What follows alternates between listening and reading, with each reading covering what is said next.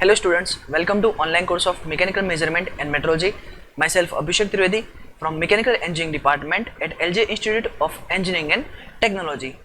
We are discussing force, torque, pressure, strain and temperature measurement chapter, in which we have started the force measurement in the previous lecture. Today this is the second lecture of the chapter.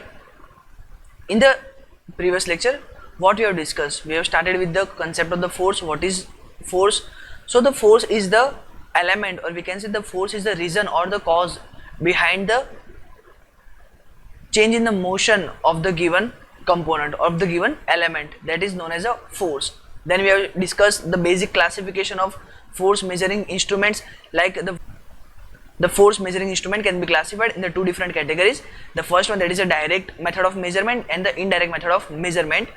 On this method of measurement, the instruments are totally based. So we can say that the force measuring instruments are those instruments which are directly based on the direct method of measurement and the indirect method of measurement.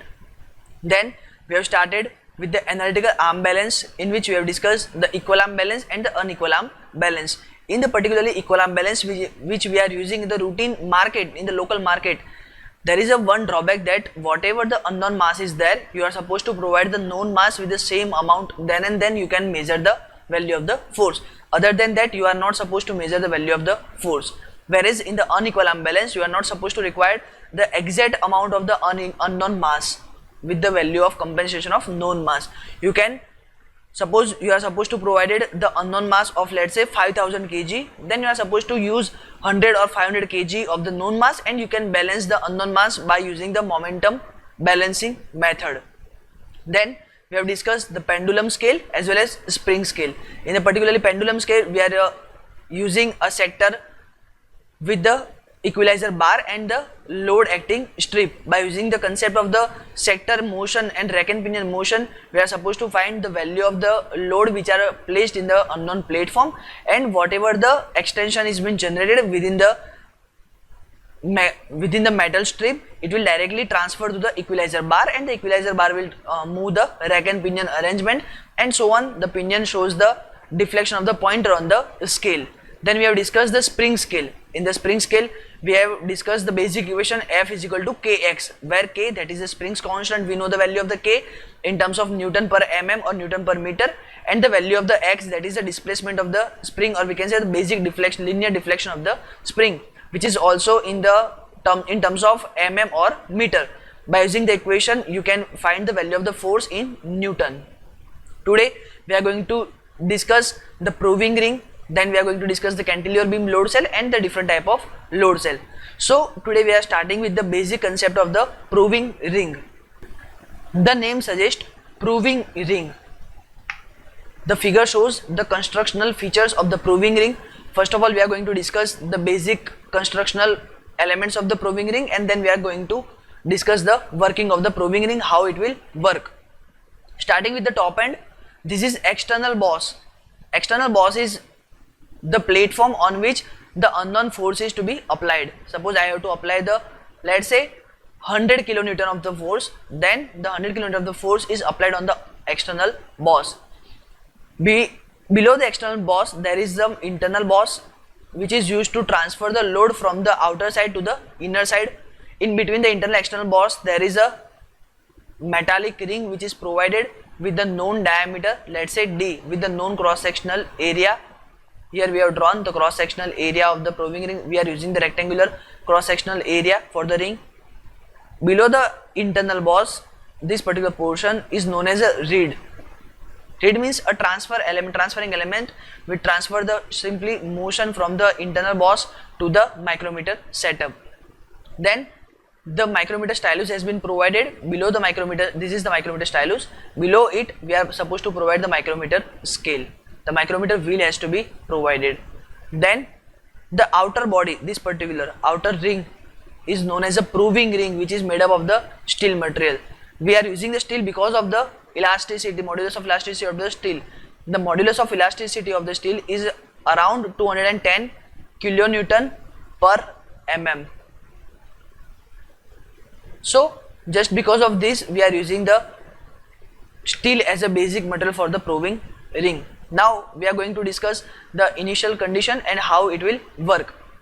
Suppose in the very first case there is no any force available over the external boss. It means the shape of the ring is perfectly circular shape.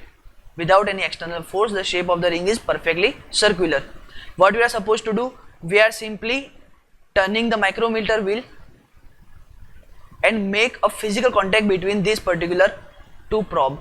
What we are supposed to do? We are simply making a physical contact between these two probe, and whatever the reading has been taken, we are selecting the reading as a R1, reading number 1. Then the next case, we are increasing the value of the force over here. We are also providing the force from the bottom side as well. Once the action of the force has been started, the ring will itself change its original shape. There might some chance that the ring will change its original shape and it might convert it into the oval shape like this. This is the shape of the ring. There is a chance of change of the shape between the rings. Once the total application of the force has been performed, then what we are supposed to check? Once again we are trying to turn the micrometer wheel. Again the wheel will be rotated and these both point will make a proper physical contact with each other again, and we are not down the reading of, let's say, R2. The reading R1 is higher than the value of R2 because in the first case the ring shows the circular shape, whereas in the second case the ring shows the oval shape. So just because of this we are supposed to find the difference of the reading, and according to the difference of the reading, what we have done, we have calibrated a chart in which the particular difference of the reading shows the particular force, the particular difference of the reading particularly showing the value of the force. So by using this particular method, what we are supposed to do, we are simply changing the value of R1 and R2 and we are going to check the value of the force applied over which, and then we have noted a table. So by using those particular table, you can check the value of the unknown force which is applied once the probing ring will be in the operation. So guys, this is the basic concept of the probing ring and how it will work. The figure shows the actual image of the probing ring, how the probing ring will work. What we are supposed to do, we have the steel structure of the probing ring. These are the external bars on which the force is to be applied. Here this is the micrometer wheel which makes a proper rotation, and below, above the micrometer wheel there is a stylus has been provided on which the physical contact is to be made. So this is the basic concept of the probing ring and how the probing ring will work. I hope you have properly cleared about the concept. Then the next one, that is the cantilever beam load cell. Cantilever beam load cell. As you all know, what do you mean by cantilever beam? Cantilever beam means the beam structure which is fixed at the one end and free at the another end to take the load. This particular structure is known as a cantilever beam. Suppose the load is to be acted on the end of the cantilever beam, there might some chance the beam will be slightly deflected. It generates the linear deflection, let's say delta, and the angular deflection, let's say theta. So there might some chance that the particular cantilever beam will shows the deflection of, let's say, theta and delta. By using the particular equations from the strength of material, we are finding the value of delta, and then from the value of the delta we can calculate the load which is applied over the cantilever beam. Let's say the load is P. What we are simply doing, we are simply using the basic formulas and then we are calculating the values. First of all, we are marking the position of the cantilever beam over here. Then whatever the linear deflection has been generated, we are just simply measure the linear displacement. Mark my word, we are simply measure the linear displacement which is generated due to the cantilever beam due to the loading effect at the point load at the end of the cantilever beam. So whatever the linear displacement has been generated, let's say delta max, what we are supposed to do, we are using a simple equation from the strength of material. Let's say delta max is equal to PL cube upon AE, where P, that is the load which is applied, L, that is the length of the cantilever beam, A, that is the area, cross sectional area, and E, that is the modulus of elasticity of the given material. Delta max, that is the maximum deflection which is generated due to the deflection of the beam because of the action of the load which is applied at the end of the cantilever beam. So by using such equation you can find the value of the P, because the P is an unknown parameter. If you know the value of delta max, which is the linear displacement, if you know all the values, let's say delta max, that is the linear displacement, length of the beam, cross sectional area of the beam, the modulus of elasticity of the material which is used to manufacturing the beam, then if you are supposed to know all this value, then the unknown value of P, the load which is acting on the cantilever beam load cell, you can find by the simple equation. So this is known as a cantilever beam load cell. Underline a word, load cell. Load cell means the instrument which is used to measure the force. The instrument which is used to measure the value of the force. This particular instrument is known as a load cell. This is the force. This particular instrument is known as a load cell.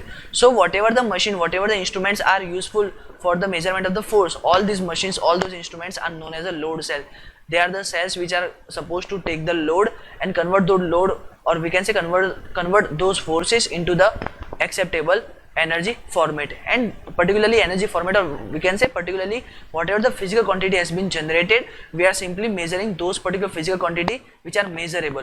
As you can check from the figure, in the cantilever beam load cell, what we are supposed to measure, we are simply measuring the value of delta max, because the linear dimensions are very easy to measure in comparison of the measurement of the forces. Here again what we are supposed to do, we are simply measuring the value of R1 and R2. We are simply measuring the linear measurement, let's say R1 and R2, and then we are calculating the value of the force by using the different standards, by using the different standard values.